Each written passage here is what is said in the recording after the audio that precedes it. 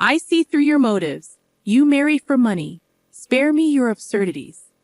Isn't it glaringly obvious? Someone like you, a struggling single mother. That's why, even after your husband's demise, you linger on. You're truly a daily eyesore. Mia, at 35, endures Emma's snide remarks. Orphaned at a young age, raised by her single mother, Mia's upbringing wasn't lavish. Her mother's unwavering dedication kept them afloat, though not affluent. Despite the financial strain, Mia never felt deprived. She intended to work after high school, reluctant to burden her hardworking mother with college expenses. However, her mother, determined to see Mia pursue her dreams, insisted on funding her education. Overwhelmed by her mother's sacrifice, Mia took on part-time work to contribute. Eventually, she graduated debt-free and secured a job at a prestigious trading company. Driven by her desire to ease her mother's burdens, Mia excelled, climbing the corporate ladder swiftly. Within 5 years, she attained the position of administrative assistant, enabling her to pamper her mother and fulfill her dreams. 2 years later, Mia's dedication was rewarded with a promotion to executive assistant, where she met and fell in love with Ethan, the president's son. Congratulations, Mia. May you find happiness. Thank you for everything.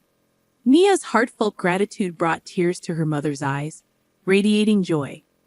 However, their bliss was fleeting. Just 2 years into marriage, tragedy struck as Ethan suddenly passed away. Shocked and speechless, Mia struggled to comprehend the abrupt loss. The grief mirrored by Benjamin, the bereaved father, compounded her pain. Amidst their mourning, one person remained unaffected, Emma. Living together post-marriage, Mia couldn't ignore Emma's indifference.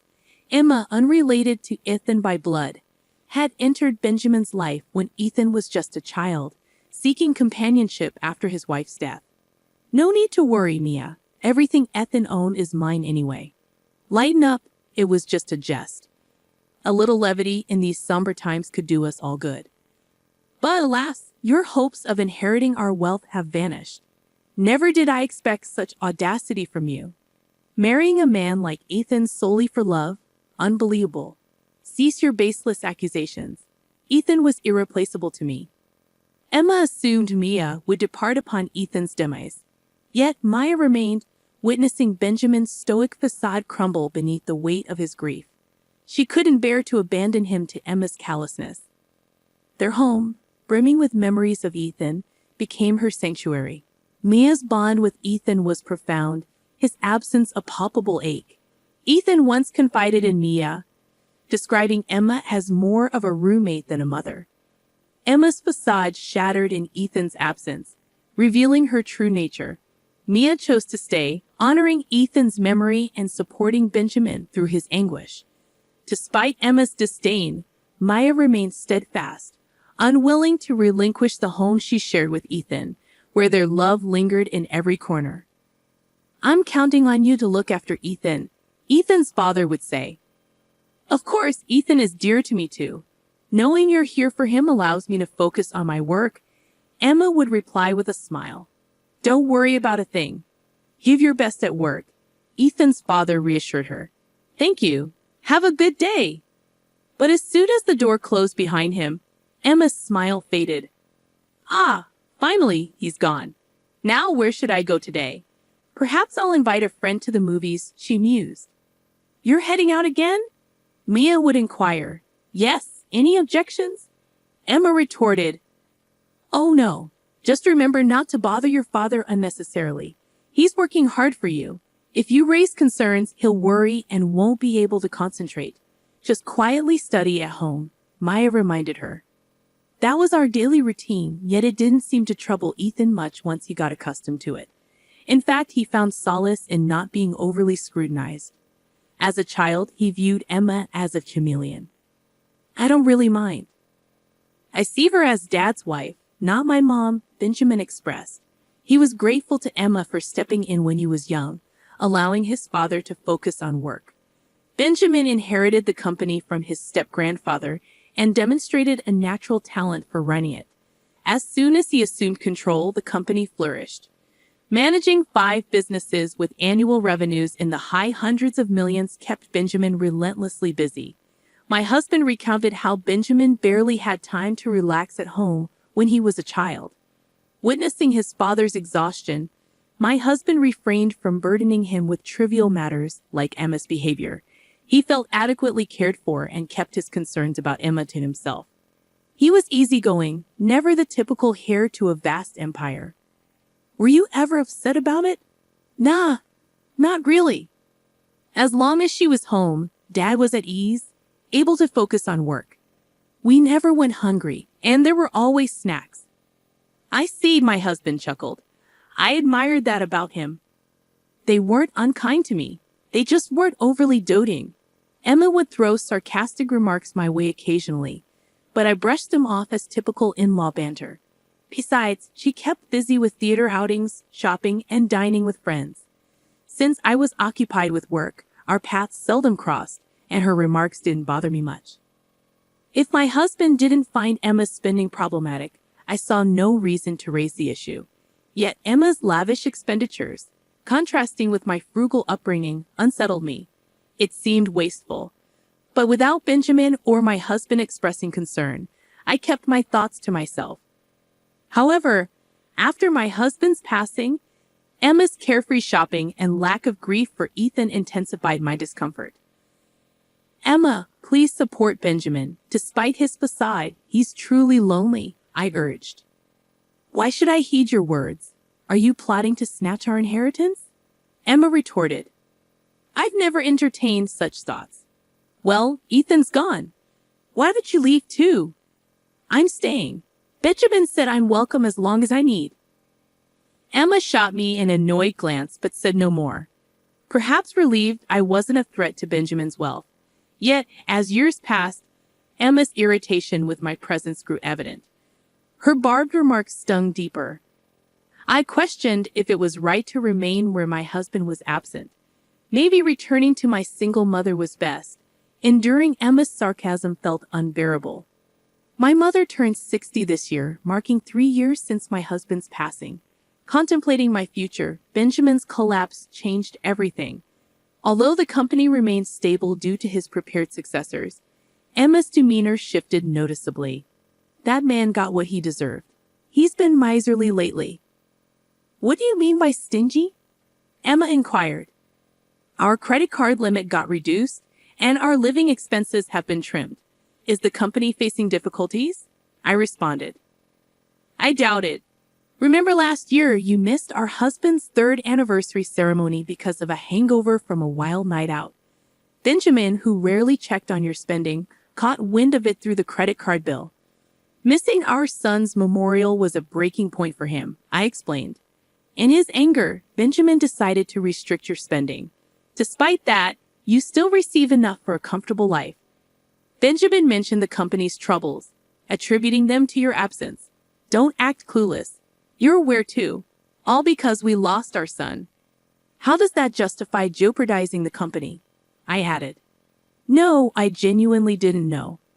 But he claims, despite his condition, he's going to rest at home and live a long life. He's been telling everyone that the doctor said he could live to 100, I shared. That's reassuring, Emma commented. It's not. If he lives that long needing care, it won't be a laughing matter, I retorted. Emma's flared nostrils hinted at an impending outburst against Benjamin. Her derogatory remarks about him left a bitter taste.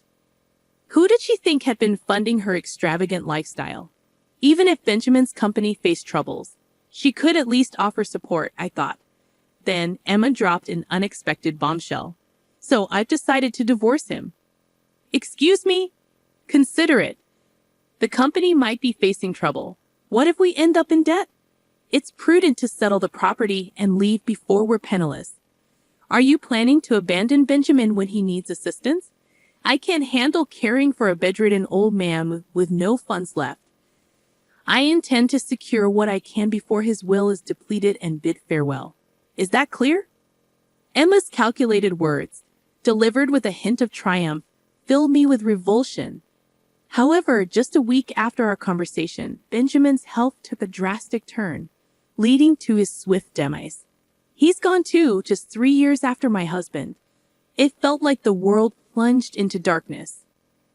Benjamin's voice echoed that of my husband's. Sometimes conversing with him felt like speaking to my husband. Losing the ability to converse with him, to hear his voice, was unbearable. Oh dear, he's departed to the afterlife. What impeccable timing. There are still assets left, correct? His company hasn't collapsed yet. Perhaps he passed before accruing debt on my behalf. It serves as a reminder of how callous you sound, Emma, to be pleased despite Benjamin's recent passing. Oh, you've noticed. Unfortunately for you, there's no inheritance coming your way. I have preferred Benjamin's presence over any inheritance. Spare me the moral high ground. Now you're just putting on a show, trying to impress others, aren't you? Even if you asked, there wouldn't be a penny to spare. Despite Benjamin's demise, it seemed Emma's mind remained fixated on money. How could she be so devoid of compassion? Contemplating this, my sympathy for Benjamin deepened, further exacerbating my grief. In that case, you needn't bother attending the funeral. What? Are strangers prohibited from attending? I understand. That's the situation. Emma appeared detached from reality, but I saw no necessity in enlightening her. Are you certain? Absolutely. With him gone. As his spouse, I'm in charge. Crystal clear. Consequently, Benjamin's funeral took place quietly 2 days later, attended solely by close relatives, adhering to his preference for a modest service rather than a grand company affair. After the service, I noticed several missed calls from Emma on my phone, yet I chose not to respond. Despite her repeated attempts to reach out, I remained steadfast in ignoring her. Then, unexpectedly, she appeared at my workplace one day. I finally caught you. Why haven't you been returning my calls? Oh, Emma, how may I assist you? Still stirring up trouble? I was kicked out of the funeral home. If anyone should have been excluded, it's you. I called you numerous times on the day. What's the deal with ignoring me, huh? Well, you're no longer associated with my mother-in-law. What? But you said strangers weren't permitted at the funeral, so we had a family-only service. I simply asked Emma, now a stranger, not to attend. You're the stranger here. No, the real stranger is Emma. What? When Benjamin fell ill and faced the prospect of being bedridden, Emma served him divorce papers. She seemed to believe that because Benjamin was hospitalized, he had departed to heaven without finalizing the divorce. However, those papers, Benjamin had entrusted me to submit. So, in name and in reality, Emma is a stranger to us now. Benjamin confided a lot in me back then. Apparently, he informed Emma about the company's precarious situation and the looming possibility of debt. He suggested a more modest lifestyle for just the two of them. Emma's response was cold. Then it's probably best to split before you're overwhelmed by debt. A month after that conversation, Benjamin collapsed. Even upon regaining consciousness, he knew his health was dire. He confessed to Emma that he might have to relinquish control of the company and rely on her for care. As expected, Emma proposed a divorce. She likely sought to secure assets before his demise. However, Benjamin, realizing his limited time, had already allocated most of his assets to charities and appointed successors. There was little left for Emma. Her face paled upon learning this. So I get nothing. Well, strictly speaking, it's not exactly zero. I did leave a few $100s in savings, I admitted. A few $100s? That's hardly enough, Emma scoffed. Even though Benjamin had forewarned me of this, articulating it made me appreciate his thoroughness. He evidently wished to keep any property disputes with Emma to a minimum. Perhaps it was Emma's behavior following her husband's passing that motivated Benjamin's resolve. But there's still the house. If I sell that... Oh, yes. Please vacate the premises as soon as possible, I interjected. I'm staying with Mom for now, but I intend to return eventually, Emma asserted. What are you implying? You're essentially a stranger. You hold even less claim than I do. As I mentioned earlier, the true stranger here is you, Emma, now divorced. Furthermore, the house was originally inherited by Benjamin from his grandfather, exempt from property division in a divorce. So why should you have the right to reside there? Because upon marriage, Benjamin and I mutually adopted each other. What? So I'm entitled to inherit Benjamin's property. He left me that house, Emma exclaimed. It's rather incredulous, isn't it? The notion of adoption was initiated by Benjamin himself. When we married, I didn't dwell on it much. In his eyes, I was to be his daughter marrying his son. Hence, I accepted that notion. However, upon my husband's passing, I refrained from disclosing this. I feared Emma would misconstrue it as an attempt to seize the family fortune. I have tasks to attend to. Would you kindly depart? I requested. I informed Emma that any communication should go through our respective legal representatives. I've sought counsel from our company's legal team, I continued. I had security escort Emma out of our company premises. I explicitly barred her from returning. Despite her resistance, she complied when I threatened to involve law enforcement. She made several attempts to contact me thereafter, all of which I ignored, I recounted. Her relentless pursuit of our wealth only resulted in a deluge of complaints to our lawyer. Our company's financial standing was robust, which baffled Emma. She argued that bankruptcy should yield assets to divide. However, the company had transitioned to a new owner before Benjamin's demise, rendering it beyond his possession. Consequently, Emma had no claim. The family's properties had already been allocated in the divorce prior to Benjamin's death. Our lawyer patiently explained Emma's lack of entitlement. Frustrated, our lawyer divulged Emma's persistent attempts. Misguided in her belief of inheriting, Emma had amassed debt on her credit card, now struggling to repay it. She worked multiple jobs from dawn till dusk to meet her financial obligations. Yet her fiscal woes were not my concern, I emphasized.